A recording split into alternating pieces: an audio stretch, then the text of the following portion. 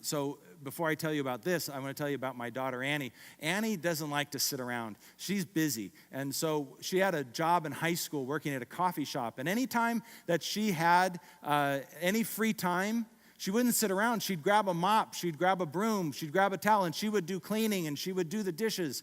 And one time, to her delight, she walked into the kitchen, and on the back of the kitchen door was a poster that the manager had made for everyone to read. And across, in bold letters across the top, said WWAD. What would Annie do?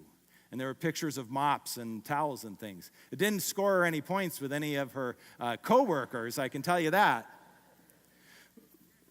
But that manager got it.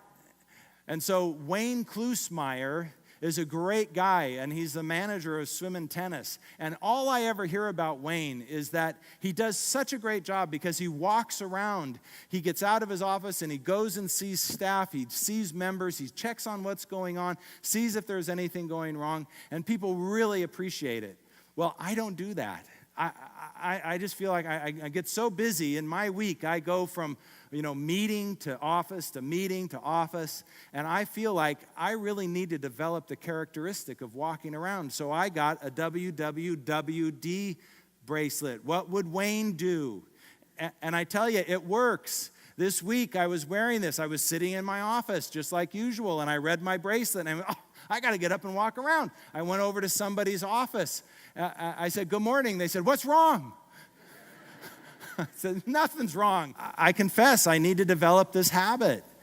So let me ask you a question. Whose bracelet would you wear? Is there anybody? I know it's WWJD, but seriously, that's a pretty high standard. Is there somebody you know that has a characteristic that you feel like, boy, I could use that, and you could wear their bracelet?